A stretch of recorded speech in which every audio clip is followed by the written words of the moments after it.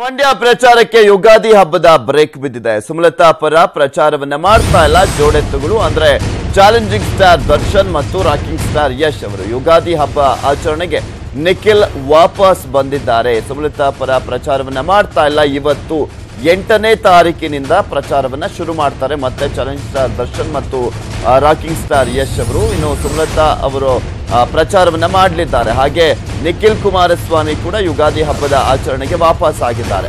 ಹಬ್ಬ ಆಚರಣೆ ನಡುವೆಯೂ ಸುಮಲತಾ ಅಂಬರೀಶ್ ಅವರು ಪ್ರಚಾರವನ್ನು ಮಾಡ್ತಾ ಇದ್ದಾರೆ. ಹಬ್ಬದಲ್ಲೂ ಕೂಡ ಅಖಾಡಕ್ಕಿಳಿದಿದ್ದಾರೆ ಪಕ್ಷೇತರ ಅಭ್ಯರ್ಥಿ ಸುಮಲತಾ. ಮಧ್ಯಾಹ್ನದ ನಂತರ ಮಂಡ್ಯ ತಾಲೂಕಿನಲ್ಲಿ ಪ್ರಚಾರವನ್ನ ಮಾಡಲಿದ್ದಾರೆ. ಹಬ್ಬ ಆಚರಣೆಯ ನಡುವೆಯೂ ಕೂಡ ಸುಮಲತಾ ಅಂಬರೀಶ್ ಅವರು ಪ್ರಚಾರವನ್ನ ಮಾಡ್ತಾ ಇರುವಂತದ್ದು.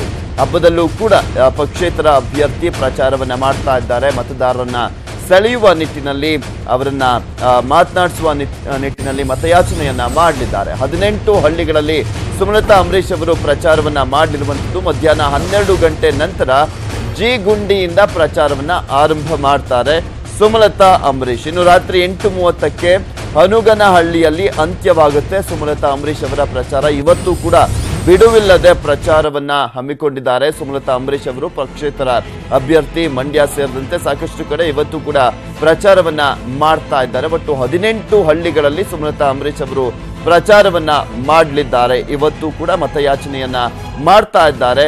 ಮಂಡ್ಯದ ಪಕ್ಷೇತರ ಅಭ್ಯರ್ಥಿ ಆಗಿರುವಂತಹ ಸುಮಲತಾ ಅಂಬರೀಶ್ ಅವರು ಅವರೊಬ್ಬರೇ ಇವತ್ತು ಪ್ರಚಾರವನ್ನ ಮಾಡ್ತಾ ಇರುವಂತದ್ದು. ಯಾಕೆಂದ್ರೆ ಅವರ ಆಪೋಸಿಟ್ ಕ್ಯಾಂಡಿಡೇಟ್ ಆಗಿರುವಂತಹ ನಿಖಿಲ್ ಕುಮಾರಸ್ವಾಮಿ ಬ್ರೇಕ್ ಹಾಕಿದ್ದಾರೆ. ನಾಡಿನಾದ್ಯಂತ ಯುಗಾದಿ ಹಬ್ಬದ ಸಂಭ್ರಮ ಮನೆ ಮಾಡಿದೆ. ಯುಗಾದಿ ಹಬ್ಬ ಹಿಂದೂಗಳ ಪ್ರಕಾರ ಹೊಸ ವರ್ಷವಾಗಿದ್ದು ನಾಡಿನ ಜನ ಸಂಭ್ರಮದಿಂದ ಹೊಸ ವರ್ಷ ಸ್ವಾಗತಿಸುತ್ತಿದ್ದಾರೆ. ನಗರದ ಕೆಆರ್ ಮಾರ್ಕೆಟಿನಲ್ಲಿ ಹಬ್ಬದ ವಿಶೇಷವಾಗಿ ಖರೀದಿ ಭರಾಟೆ ಜೋರಾಗಿದ್ದು ಜನರು ಬೇವು ಬೆಲ್ಲ ಹೂವು ತರಕಾರಿ ಕೊಳ್ಳೋದ್ರಲ್ಲಿ ನಿರತರಾಗಿದ್ದಾರೆ. ಇನ್ನು ಮಾರ್ಕೆಟ್ನಲ್ಲಿ ಜನ ಹೆಚ್ಚಾಗಿದ್ದರಿಂದ ಬೆಳ್ಳಂಬೆಳಗ್ಗೆ ಟ್ರಾಫಿಕ್ ಜಾಮು ಆಗಿದೆ. ಅತ್ತ ಮೆಜೆಸ್ಟಿಕ್ ಮೂಲಕ ಸಾವಿರಾರು ಜನರು ತಮ್ಮ ಹುಟ್ಟೂರುಗಳಿಗೆ ಪ್ರಯಾಣವನ್ನ ಬೆಳೆಸಿರುವ ಕಾರಣ ಮೆಜೆಸ್ಟಿಕ್ನಲ್ಲಿ ಜನರು ಜನ ಎನ್ನುವಂತೆ.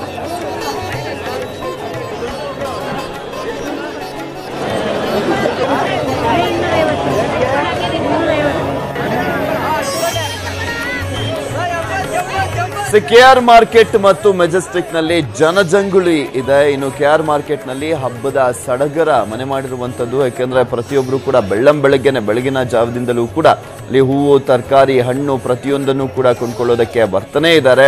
ಇನ್ನು ಒಂದ್ ಕಡೆ ಮೆಜೆಸ್ಟಿಕ್ ನಲ್ಲಿ ತಮ್ಮ ಊರುಗಳಿಗೆ ಹೋಗೋದಕ್ಕೋಸ್ಕರ ಜನರು ಈಗ ಆಲ್ರೆಡಿ ಮೆಜೆಸ್ಟಿಕ್ಗೆ ಬಂದು ಬಸ್ಸಿಗೋಸ್ಕರ ಕಾಯ್ತಾ ಇದ್ದಾರೆ.